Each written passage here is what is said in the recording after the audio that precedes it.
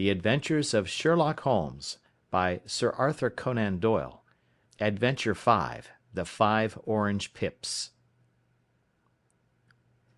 When I glance over my notes and records of the Sherlock Holmes cases between the years '82 and '90, I am faced by so many which present strange and interesting features that it is no easy matter to know which to choose and which to leave. Some, however, have already gained publicity through the papers, and others have not offered a field for those peculiar qualities which my friend possessed in so high a degree, and which it is the object of these papers to illustrate. Some, too, have baffled his analytical skill, and would be, as narratives, beginnings without an ending, while others have been but partially cleared up, and have their explanations founded rather upon conjecture and surmise than on the absolute logical proof which was so dear to him. There is, however, one of these last which was so remarkable in its details, and so startling in its results, that I am tempted to give some account of it, in spite of the fact that there are points in connection with it which never have been, and probably never will be, entirely cleared up. The year '87 furnished us with a long series of cases of greater or less interest, of which I retain the records. Among my headings under this one 12 months, I find an account of the adventure of the Paradol Chamber, of the Amateur Mendicant Society, who held a luxurious club in the lower vault of a furniture warehouse; of the facts connected with the loss of the British bark Sophie Anderson; of the singular adventures of the Grice Pattersons in the island of Uffa; and finally of the Camberwell poisoning case. In the latter, as may be remembered, Sherlock Holmes was able, by winding up the dead man's watch, to prove that it had been wound up 2 hours before, and that therefore the deceased had gone to bed within that time, a deduction which was of the greatest importance in clearing up the case. All these I may sketch out at some future date, but none of them present such singular features as the strange train of circumstances which I have now taken up my pen to describe. It was in the latter days of September, and the equinoctial gales had set in with exceptional violence. All day the wind had screamed and the rain had beaten against the windows, so that even here, in the heart of great, hand-made London, we were forced to raise our minds for the instant from the routine of life and to recognize the presence of those great elemental forces which shriek at mankind through the bars of his civilization, like untamed beasts in a cage. As evening drew in, the storm grew higher and louder, and the wind cried and sobbed like a child in the chimney. Sherlock Holmes sat moodily at one side of the fireplace, cross-indexing his records of crime, while I at the other was deep in one of Clark Russell's fine sea stories, until the howl of the gale from without seemed to blend with the text, and the splash of the rain to lengthen out into the long swash of the sea waves. My wife was on a visit to her mother's, and for a few days I was a dweller once more in my old quarters at Baker Street. "Why," said I, glancing up at my companion, "that was surely the bell. Who could come to-night? Some friend of yours, perhaps?"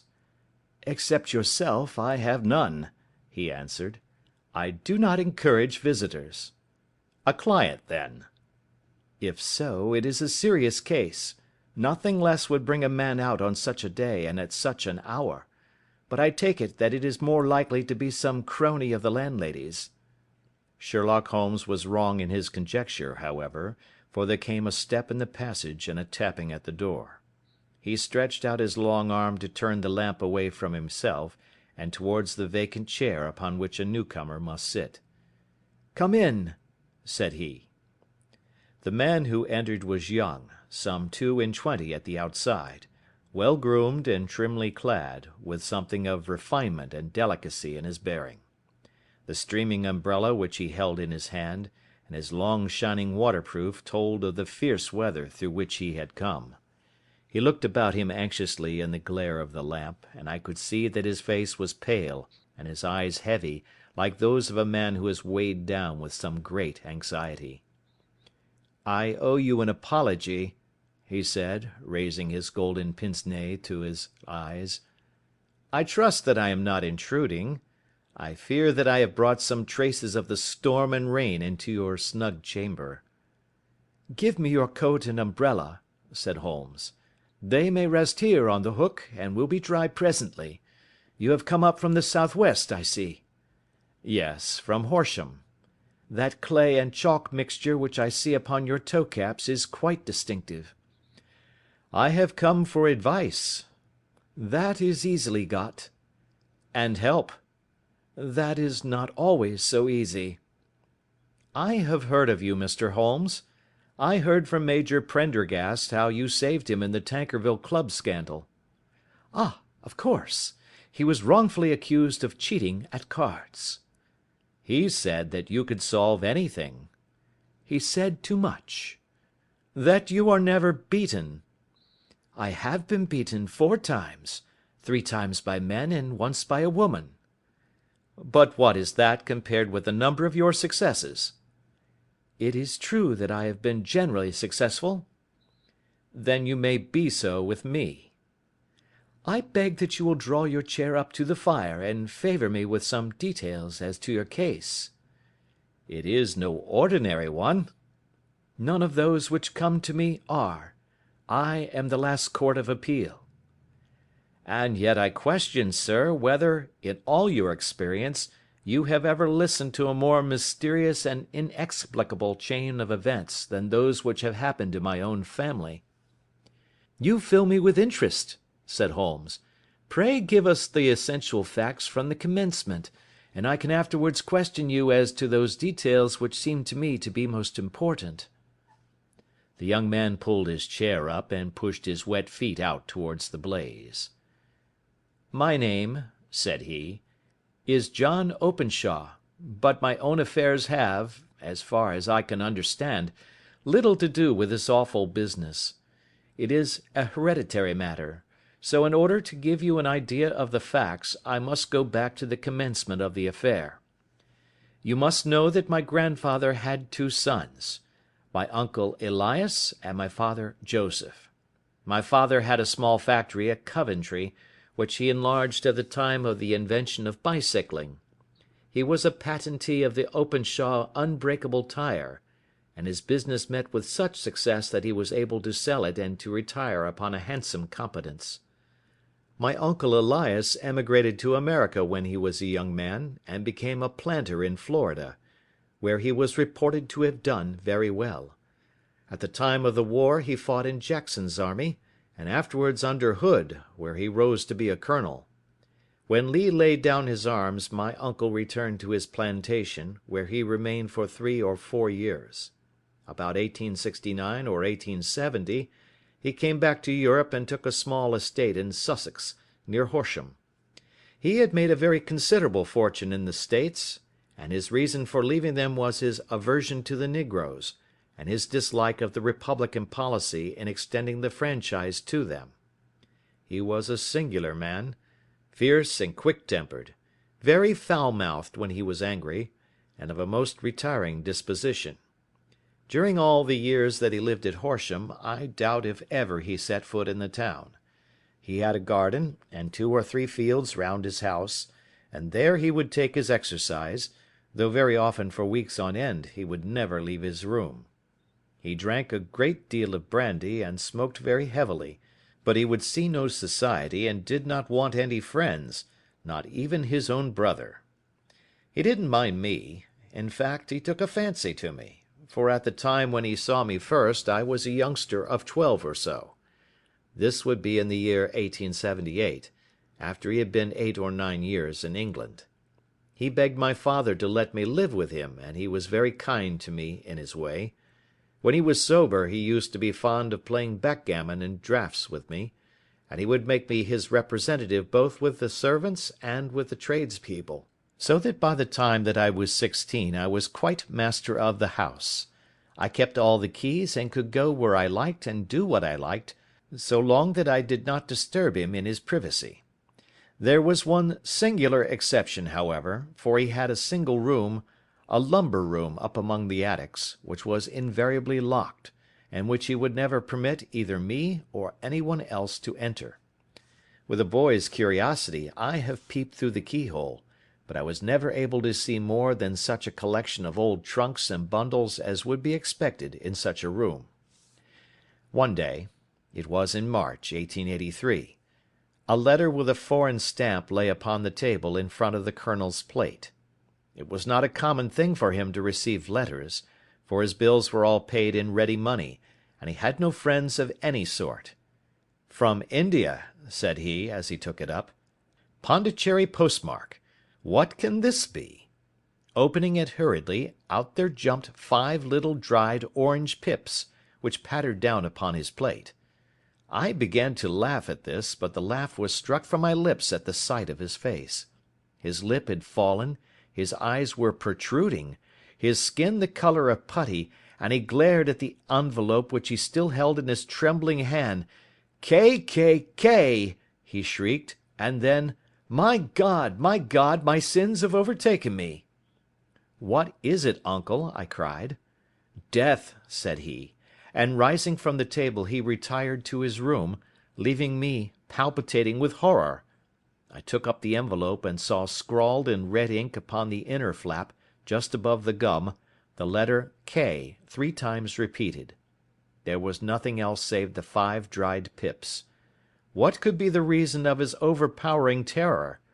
I left the breakfast table, and as I ascended the stair I met him coming down with an old rusty key, which must have belonged to the attic, in one hand, and a small brass box, like a cash box, in the other. "They may do what they like, but I'll checkmate them still," said he with an oath. "Tell Mary that I shall want a fire in my room today, and send down to Fordham the Horsham lawyer." I did as he ordered, and when the lawyer arrived I was asked to step up to the room. The fire was burning brightly, and in the grate there was a mass of black fluffy ashes as of burned paper, while the brass box stood open and empty beside it. As I glanced at the box I noticed, with a start, that upon the lid was printed the treble K which I had read in the morning upon the envelope. "I wish you, John," said my uncle, "to witness my will. I leave my estate, with all its advantages and all its disadvantages, to my brother, your father, whence it will, no doubt, descend to you. If you can enjoy it in peace, well and good. If you find you cannot, take my advice, my boy, and leave it to your deadliest enemy. I am sorry to give you such a two-edged thing, but I can't say what turn things are going to take. Kindly sign the paper where Mr. Fordham shows you." I signed the paper as directed, and the lawyer took it away with him. The singular incident made, as you may think, the deepest impression upon me, and I pondered over it and turned it every way in my mind without being able to make anything of it. Yet I could not shake off the vague feeling of dread which it left behind, though the sensation grew less keen as the weeks passed and nothing happened to disturb the usual routine of our lives. I could see a change in my uncle, however. He drank more than ever, and he was less inclined for any sort of society.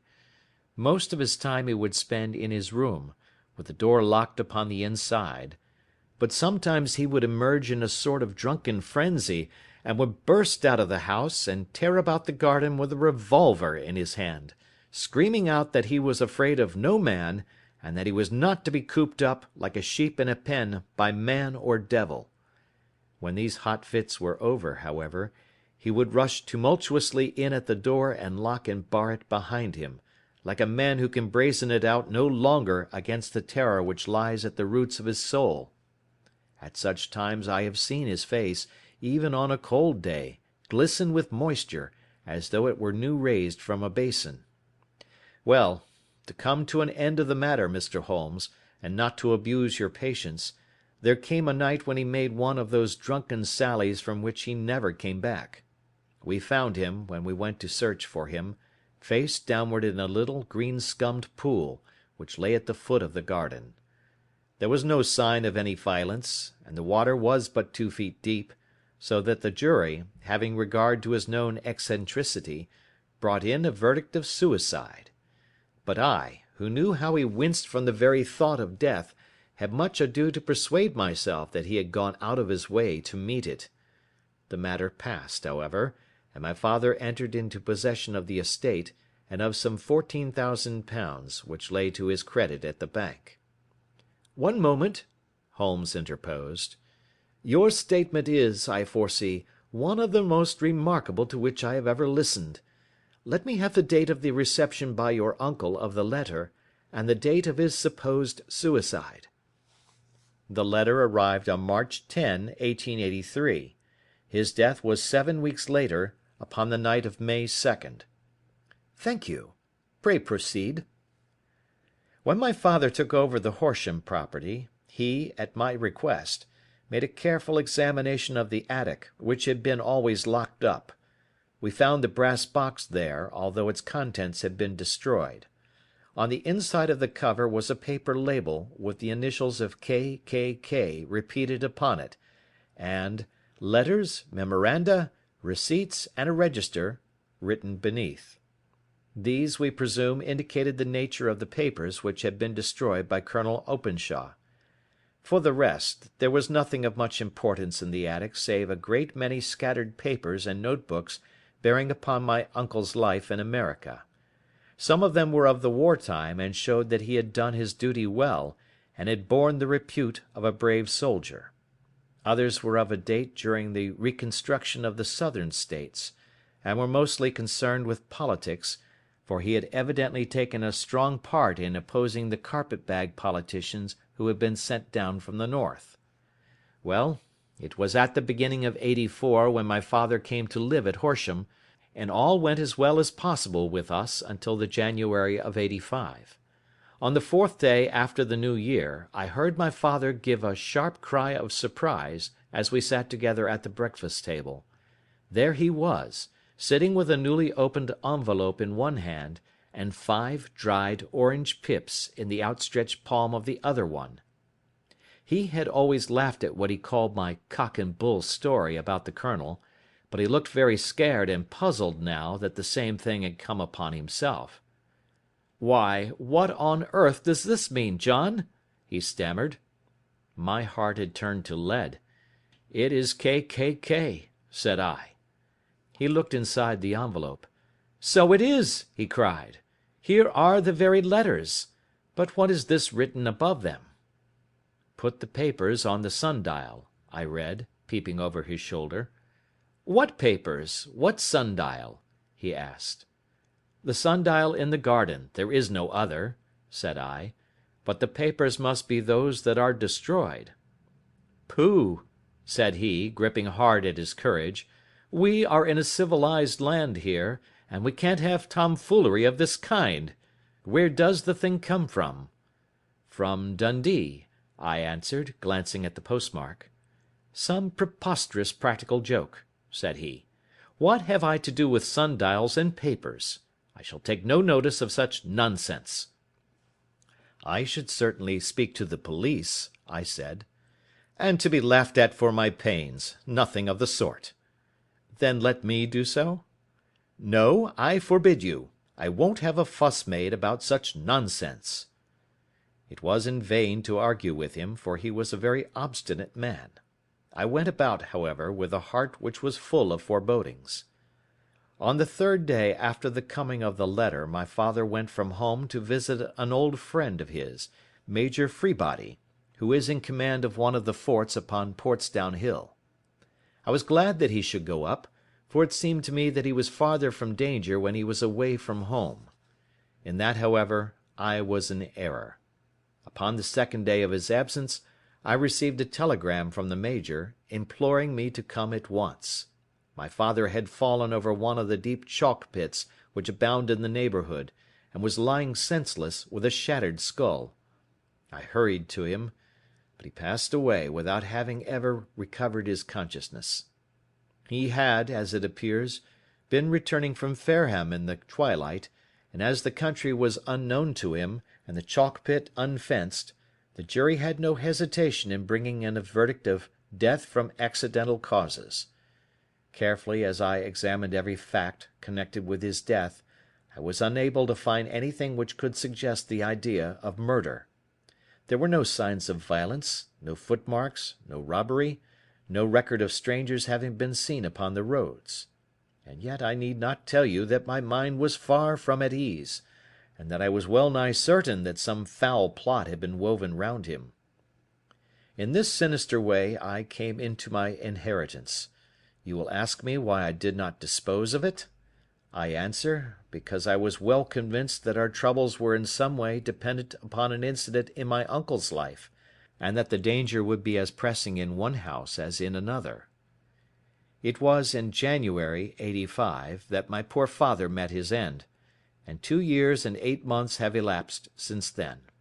During that time I have lived happily at Horsham, and I had begun to hope that his curse had passed away from the family, and that it had ended with the last generation. I had begun to take comfort too soon, however. Yesterday morning the blow fell in the very shape in which it had come upon my father. The young man took from his waistcoat a crumpled envelope, and turning to the table he shook out upon it 5 little dried orange pips. "This is the envelope," he continued. "The postmark is London, Eastern Division. Within are the very words which were upon my father's last message, K, K, K, and then, 'Put the papers on the sundial.'" "What have you done?" asked Holmes. "Nothing." "Nothing?" "To tell the truth," he sank his face into his thin white hands, "I have felt helpless. I have felt like one of those poor rabbits when the snake is writhing towards it. I seem to be in the grasp of some resistless, inexorable evil, which no foresight and no precautions can guard against." "Tut, tut!" cried Sherlock Holmes. "You must act, man, or you are lost. Nothing but energy can save you. This is no time for despair." "I have seen the police." "Ah! But they listened to my story with a smile. I am convinced that the inspector has formed the opinion that the letters are all practical jokes, and that the deaths of my relations were really accidents, as the jury stated, and were not to be connected with the warnings." Holmes shook his clenched hands in the air. "Incredible imbecility!" he cried. "They have, however, allowed me a policeman, who may remain in the house with me." "Has he come with you tonight?" "No, his orders were to stay in the house." Again Holmes raved in the air. "Why did you come to me?" he cried. "And, above all, why did you not come at once?" "I did not know. It was only today that I spoke to Major Prendergast about my troubles, and was advised by him to come to you." "It is really 2 days since you had the letter. We should have acted before this. You have no further evidence, I suppose, than that which you have placed before us? No suggestive detail which might help us?" "There is one thing," said John Openshaw. He rummaged in his coat pocket, and drawing out a piece of discoloured blue-tinted paper, he laid it out upon the table. "I have some remembrance," said he, "that on the day when my uncle burned the papers I observed that the small unburned margins which lay amid the ashes were of this particular colour. I found this single sheet upon the floor of his room, and I am inclined to think that it may be one of the papers which has, perhaps, fluttered out from among the others, and in that way has escaped destruction. Beyond the mention of pips, I do not see that it helps us much. I think myself that it is a page from some private diary. The writing is undoubtedly my uncle's." Holmes moved the lamp, and we both bent over the sheet of paper, which showed by its ragged edge that it had indeed been torn from a book. It was headed March, 1869, and beneath were the following enigmatical notices: 4th. Hudson came. Same old platform. 7th. Set the pips on Macaulay, Paramore, and John Swain of St. Augustine. 9th. Macaulay cleared. 10th. John Swain cleared. 12th. Visited Paramore. All well. "Thank you," said Holmes, folding up the paper, and returning it to our visitor. "And now you must on no account lose another instant. We cannot spare time even to discuss what you have told me. You must get home instantly and act." "What shall I do?" "There is but one thing to do. It must be done at once. You must put this piece of paper which you have shown us into the brass box which you have described. You must also put in a note to say that all the other papers were burned by your uncle, and that this is the only one which remains. You must assert that in such words as will carry conviction with them. Having done this, you must at once put the box out upon the sundial as directed. Do you understand?" "Entirely." "Do not think of revenge, or anything of the sort, at present.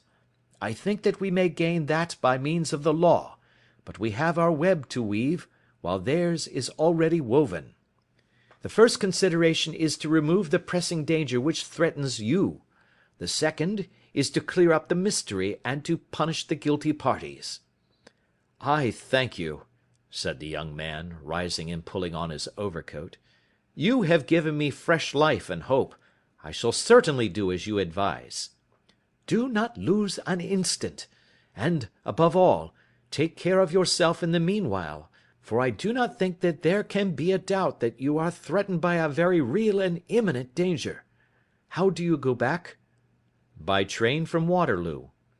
"It is not yet 9. The streets will be crowded, so I trust that you may be in safety, and yet you cannot guard yourself too closely." "I am armed." "That is well. Tomorrow I shall set to work upon your case." "I shall see you at Horsham, then?" "No, your secret lies in London. It is there that I shall seek it." "Then I shall call upon you in a day, or in 2 days, with news as to the box and the papers. I shall take your advice in every particular." He shook hands with us, and took his leave. Outside the wind still screamed and the rain splashed and pattered against the windows. This strange, wild story seemed to have come to us from amid the mad elements, blown in upon us like a sheet of seaweed in a gale, and now to have been reabsorbed by them once more. Sherlock Holmes sat for some time in silence, with his head sunk forward and his eyes bent upon the red glow of the fire. Then he lit his pipe, and leaning back in his chair he watched the blue smoke rings as they chased each other up to the ceiling. "I think, Watson," he remarked at last, "that of all our cases we have had none more fantastic than this." "Save, perhaps, the sign of 4. "Well, yes, save, perhaps, that. And yet this John Openshaw seems to me to be walking amid even greater perils than did the Sholtos." "But have you," I asked, "formed any definite conception as to what these perils are?" "There can be no question as to their nature," he answered. "Then what are they? Who is this K., and why does he pursue this unhappy family?" Sherlock Holmes closed his eyes and placed his elbows upon the arms of his chair, with his fingertips together. "The ideal reasoner," he remarked, "would, when he had once been shown a single fact in all its bearings, deduce from it not only all the chain of events which led up to it, but also all the results which would follow from it. As Cuvier could correctly describe a whole animal by the contemplation of a single bone, so the observer who has thoroughly understood one link in a series of incidents should be able to accurately state all the other ones, both before and after. We have not yet grasped the results which the reason alone can attain to. Problems may be solved in the study which have baffled all those who have sought a solution by the aid of their senses. To carry the art, however, to its highest pitch, it is necessary that the reasoner should be able to utilize all the facts which have come to his knowledge. And this in itself implies, as you will readily see, a possession of all knowledge, which, even in these days of free education and encyclopedias, is a somewhat rare accomplishment. It is not so impossible, however, that a man should possess all knowledge which is likely to be useful to him in his work, and this I have endeavoured in my case to do. If I remember rightly, you on one occasion, in the early days of our friendship, defined my limits in a very precise fashion." "Yes," I answered, laughing. "It was a singular document. Philosophy, astronomy, and politics were marked at 0, I remember. Botany variable, geology profound as regards the mud stains from any region within 50 miles of town, chemistry eccentric, anatomy unsystematic, sensational literature and crime records unique, violin player, boxer, swordsman, lawyer, and self-poisoner by cocaine and tobacco. Those, I think, were the main points of my analysis." Holmes grinned at the last item. "Well," he said, "I say now, as I said then, that a man should keep his little brain attic stocked with all the furniture that he is likely to use, and the rest he can put away in the lumber room of his library, where he can get it if he wants it. Now, for such a case as the one which has been submitted to us tonight, we need certainly to muster all our resources. Kindly hand me down the letter K of the American Encyclopedia which stands upon the shelf beside you. Thank you. Now let us consider the situation, and see what may be deduced from it. In the first place, we may start with a strong presumption that Colonel Openshaw had some very strong reason for leaving America. Men at his time of life do not change all their habits and exchange willingly the charming climate of Florida for the lonely life of an English provincial town. His extreme love of solitude in England suggests the idea that he was in fear of someone or something, so we may assume as a working hypothesis that it was fear of someone or something which drove him from America. As to what it was he feared, we can only deduce that by considering the formidable letters which were received by himself and his successors. Did you remark the postmarks of these letters? The first was from Pondicherry, the second from Dundee, and the third from London. From East London. What do you deduce from that? They are all seaports.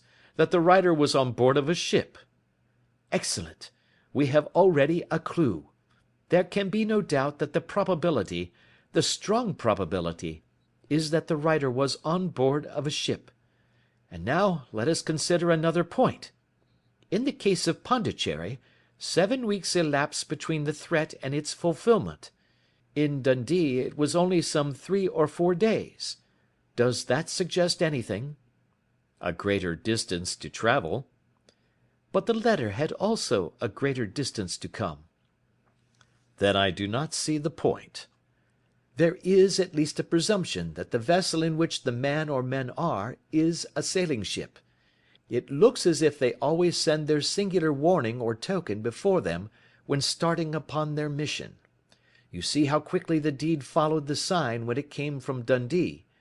If they had come from Pondicherry in a steamer, they would have arrived almost as soon as their letter. But, as a matter of fact, 7 weeks elapsed. I think that those 7 weeks represented the difference between the mail boat which brought the letter and the sailing vessel which brought the writer. It is possible. More than that, it is probable. And now you see the deadly urgency of this new case, and why I urged young Openshaw to caution. The blow has always fallen at the end of the time which it would take the senders to travel the distance.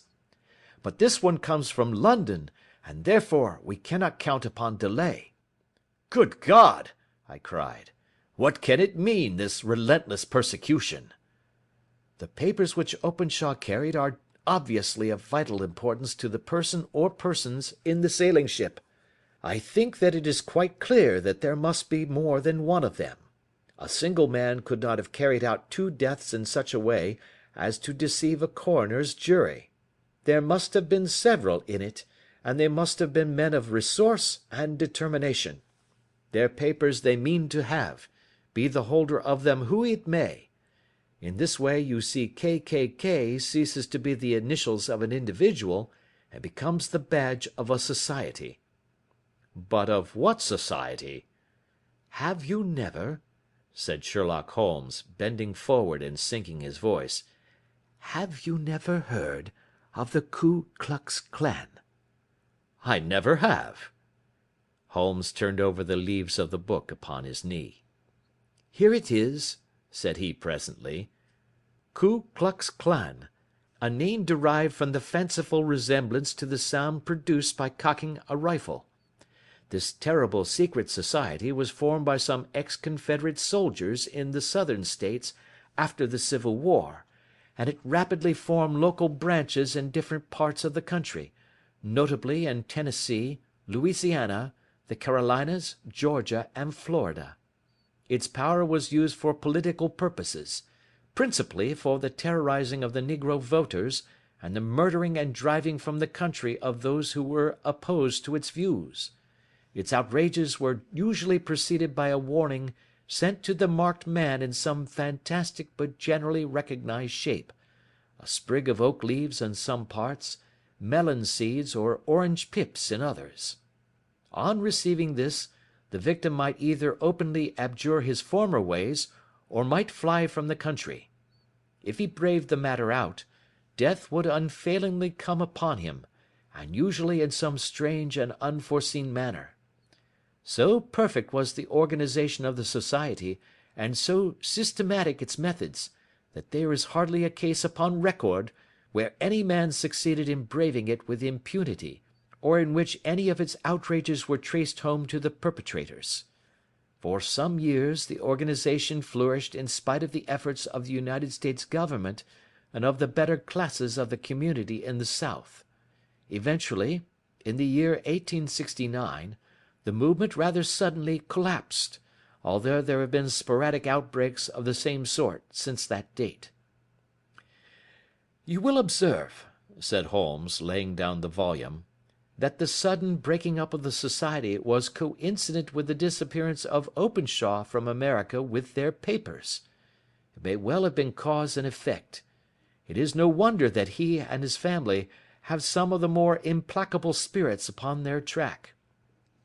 You can understand that this register and diary may implicate some of the first men in the South, and that there may be many who will not sleep easy at night until it is recovered. Then the page we have seen is such as we might expect. It ran, if I remember right, sent the pips to A, B, and C. That is, sent the society's warning to them. Then there are successive entries that A and B cleared, or left the country, and finally that C was visited, with, I fear, a sinister result for C. Well, I think, Doctor, that we may let some light into this dark place, and I believe that the only chance young Openshaw has in the meantime is to do what I have told him. There is nothing more to be said or to be done tonight, so hand me over my violin, and let us try to forget for half an hour the miserable weather and the still more miserable ways of our fellow men." It had cleared in the morning, and the sun was shining with a subdued brightness through the dim veil which hangs over the great city. Sherlock Holmes was already at breakfast when I came down. "You will excuse me for not waiting for you," said he. "I have, I foresee, a very busy day before me in looking into this case of young Openshaw's." "What steps will you take?" I asked. "It will very much depend upon the results of my first inquiries. I may have to go down to Horsham after all." "You will not go there first?" "No, I shall commence with the city. Just ring the bell and the maid will bring up your coffee." As I waited, I lifted the unopened newspaper from the table and glanced my eye over it. It rested upon a heading which sent a chill to my heart. "Holmes!" I cried. "You are too late." "Ah," said he, laying down his cup, "I feared as much. How was it done?" He spoke calmly, but I could see that he was deeply moved. My eye caught the name of Openshaw, and the heading "Tragedy near Waterloo Bridge." Here is the account. Between 9 and 10 last night, Police Constable Cook, of the H Division, on duty near Waterloo Bridge, heard a cry for help and a splash in the water.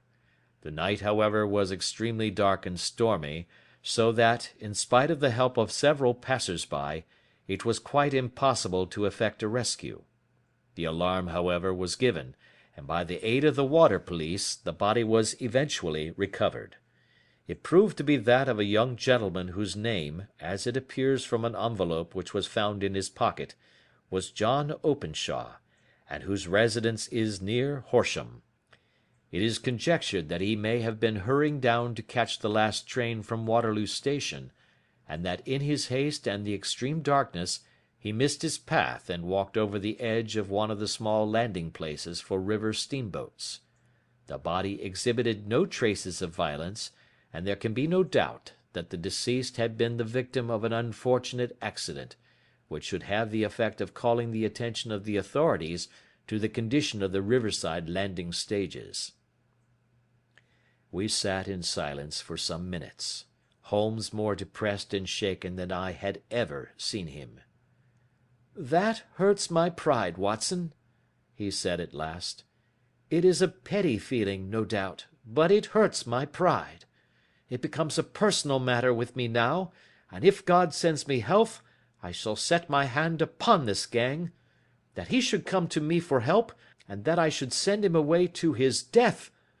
He sprang from his chair, and paced about the room in uncontrollable agitation, with a flush upon his sallow cheeks, and a nervous clasping and unclasping of his long, thin hands.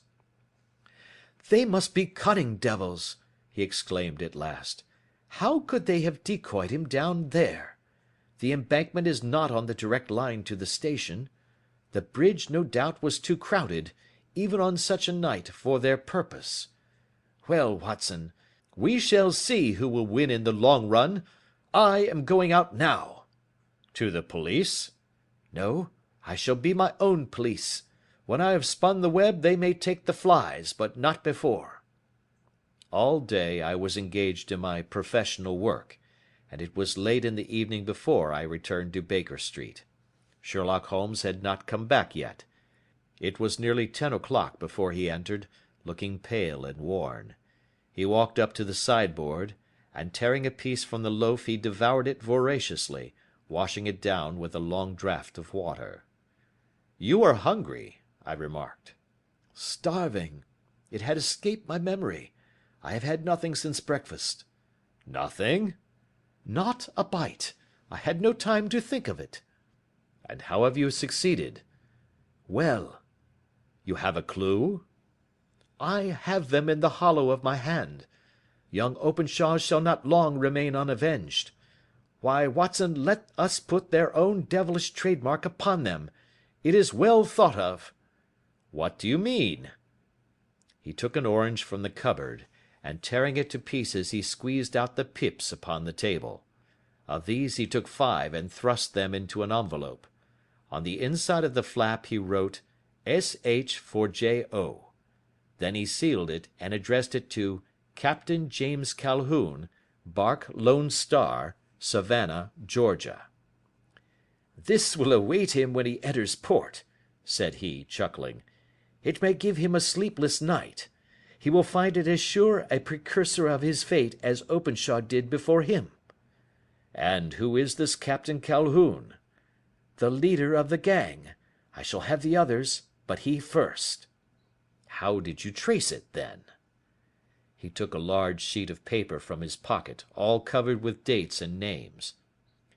"I have spent the whole day," said he, "over Lloyd's registers and files of the old papers, following the future career of every vessel which touched at Pondicherry in January and February in '83. There were 36 ships of fair tonnage which were reported there during those months.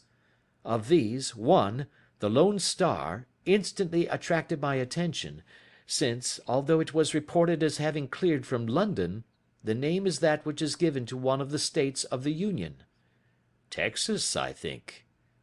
"I was not and am not sure which, but I knew that the ship must have an American origin." "What then?"